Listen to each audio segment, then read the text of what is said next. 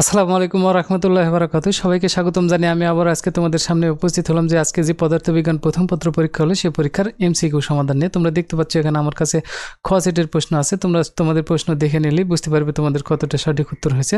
তো যাই হোক, সরাসরি আমি এখন অ্যান্সারে চলে যাচ্ছি। তো এখানে ১ নম্বর যে প্রশ্ন দেওয়া হয়েছে, কোনো স্থানে আর্দ্র ও শুষ্ক বাল্ব বা হাইগ্রোমিটারের তাপমাত্রার ব্যবধান ০ হলে ওই স্থানের আপেক্ষিক আর্দ্রতার মান কত? এখানকার উত্তর হবে ক নাম্বারটা, অর্থাৎ এই 0%। তারপরে যে প্রশ্নটা দেওয়া হয়েছে ২ নম্বরটা, ২ নম্বর প্রশ্নের উত্তর হবে এখানে যেটা প্রশ্নটা দেওয়া হয়েছে, দেখো প্রয়োগ করা এই ১ কেজি ভরের, এখানে এই দুটো গুণ করলেই হয়ে যাবে, অর্থাৎ এখানে ত্বরণ আর এখানে কেজির মান দেওয়া হয়েছে, অর্থাৎ ত্বরে দুটো গুণ করলে এখানে উত্তর হবে খ নাম্বারটা। তারপর ৩ নম্বর যে প্রশ্ন, ৩ নম্বর প্রশ্নের এখানে বলা হয়েছে, দেখো যেটা বহু নির্বাচনী যেটা অংশ, সেটার ক্ষেত্রে উত্তর হবে ১ ও ২, অর্থাৎ ক নাম্বারটা। তারপর ৪ নম্বর যে প্রশ্ন, নিচের কোনটি অধিক স্থিতিস্থাপক, অর্থাৎ স্থিতিস্থাপকতা যেটা বেশি লম্বা হয় না বা যেই জাতীয় পদার্থ আন্তঃমানবিক শক্তি বেশি থাকে, অর্থাৎ এখানকার ক্ষেত্রে তামা, অর্থাৎ গ নাম্বারটা সঠিক উত্তর হবে। তারপরে এখানে পরের যে প্রশ্নটা দেওয়া হয়েছে, তারপরের প্রশ্নের উত্তরে এখানে বলা হয়েছে যে আপেক্ষিক আর্দ্রতা মাপক যন্ত্রের নাম কি? এটা হচ্ছে হাইগ্রোমিটার, অর্থাৎ এখানে ঘ নাম্বারটা সঠিক উত্তর। তারপরে এখানে ক্ষমতার মাত্রা কোনটি? ক্ষমতার মাত্রা আমরা জানি যে পি সমান W/T, তাহলে সেটার ক্ষেত্রে তোমাদের ক্ষমতার মাত্রা যদি হিসাব করে দেখো তাহলে এখানকার খ নাম্বারের সাথে মিল হবে, অর্থাৎ উত্তর হবে এখানে mL²T-3। তারপরে যে এখন পরের প্রশ্নটাতে চলে যায়, এখানে ৬ নম্বর হয়ে গেল। এখন ৭ নম্বর যে প্রশ্ন, গ্যাসের চলরাশি কয়টি? এই গ্যাসের চলরাশি নিয়ে তোমরা কিন্তু অনেকেই সংশয় আছো। গ্যাসের চলরাশি হচ্ছে ৩টি, এটা হচ্ছে আয়তন, তাপমাত্রা ও চাপ। এই ৩টা গ্যাসের চলরাশি বলা হয়। কোনো কণার পারস্পরিক বিনিময়ের ফলে দুর্বল নিউক্লিয় বল কার্যকর হয়, এটা হচ্ছে বোসন কণার বিনিময়ে। এটা তোমাদের বইতেও যদি তোমরা দেখো যে এটাতে কিন্তু তোমরা বইতে সরাসরি পেয়ে যাবে এই প্রশ্নের অ্যান্সারটা। তারপর ৯ নম্বর যে প্রশ্নটা উত্তর হবে, ৯ নম্বর প্রশ্নের উত্তর এখানে √2 অনুপাত 1, অর্থাৎ এখানকার গ নাম্বারটা যেটা উত্তর, সেই প্রশ্নটা সঠিক উত্তর হবে।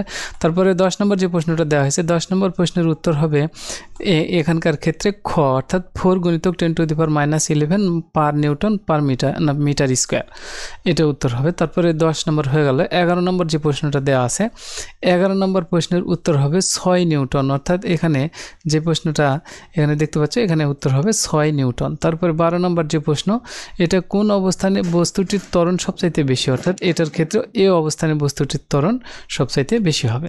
এখন আমরা পরের পৃষ্ঠাতে চলে যাই। তো পরের পৃষ্ঠাতে এখানে যে 13 নম্বর প্রশ্নটা দেওয়া হয়েছে, পরের পৃষ্ঠায় 13 নম্বর প্রশ্নের উত্তরের ক্ষেত্রে এখানে স্রোতযুক্ত নদীতে যে প্রশ্নটা দেওয়া হয়েছে, এটার উত্তর হবে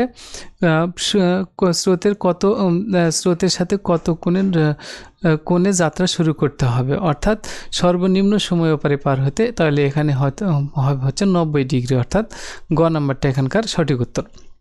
তারপরে 14 নম্বর যে প্রশ্নটা দেওয়া হয়েছে, সেটার উত্তর হবে 14/1960 জুল, অর্থাৎ আদর্শ। তারপরে 15 নম্বর যে প্রশ্ন, 15 নম্বর প্রশ্নের ক্ষেত্রে আদর্শ গ্যাসের ক্ষেত্রে RMS ভ্যালু যেটা, অর্থাৎ এইটা যে সঠিকভাবে সূত্রটা যেটা দেওয়া হয়েছে, এটা রুট যখন থেকে যাবে তখন কিন্তু আমাদের RMS সমান হচ্ছে √T, অর্থাৎ সমানুপাতিক হবে, অর্থাৎ এখানকার ক্ষেত্রে 2 নম্বরটা ঠিক থাকবে, আর যখন রুট থাকবে তখন কিন্তু বক্ররেখা হবে, অর্থাৎ তাহলে 2 ও 3, অর্থাৎ এখানকার ক্ষেত্রে খ নম্বরটা সঠিক উত্তর হচ্ছে।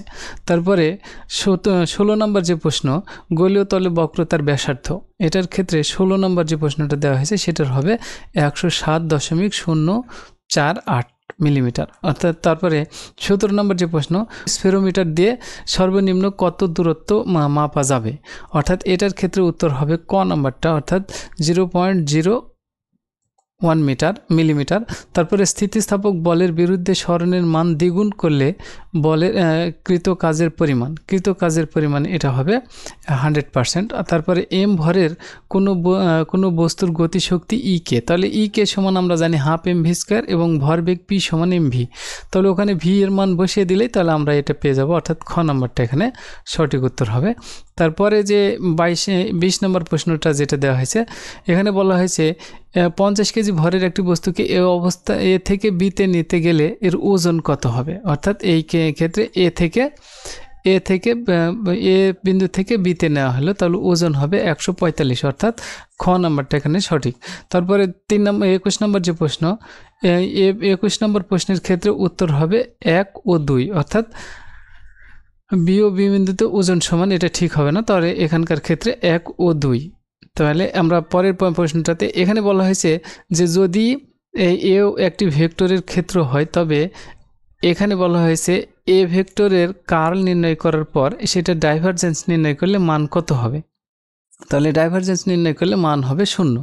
তারপরে সুষম আয়তাকার বস্তুর ভর কেন্দ্র, সুষম আয়তাকার বস্তুর যখন কর্ণদ্বয় যোগ করলে যে বিন্দুতে মিলিত হয় সেই বিন্দুতেই ভর কেন্দ্র অবস্থান করবে, অর্থাৎ এখানে গ নাম্বারটা সঠিক উত্তর হবে। 24 নম্বর, সরল দোলকের ববের ভর 4 গুণ করা হলে, এখন আমরা সরল দোলকের ক্ষেত্রে জানি টি সমান 2π√L/g, সরি, আর সেটার ক্ষেত্রে আর যদি এম থাকে, ভর থাকে, তাহলে আমরা জানি টি সমান 2π√m/k, তাহলে √m/k, তাহলে 4 গুণ যখন এটাতে করব তাহলে সেটাকে 4-এর বর্গমূল হয়ে দ্বিগুণ আকারে বৃদ্ধি পাবে, অর্থাৎ খ নাম্বারটা এখানকার সঠিক উত্তর হবে।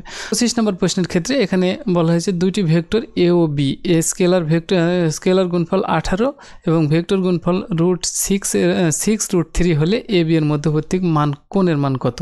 এটার ক্ষেত্রে আমরা জানি a ডট বি সমান A B cos theta R A cross B সমান এ বি সাইন থিটা। এটার ক্ষেত্রে sine theta divided cos theta সমান 1/√3 হবে, এখানে 18 নিচে যাবে আর √6√3 উপরে থাকবে, তাহলে এই 1/tan 1/√3 মান হবে 30 ডিগ্রি, অর্থাৎ এটার ক্ষেত্রে ঘ নাম্বারটা সঠিক উত্তর হবে। তো যাই হোক, সবাই ভালো থাকো এবং আমার ক্লাস নিয়মিত দেখো, এই আমন্ত্রণ জানিয়ে আজকের ক্লাস এখানে শেষ।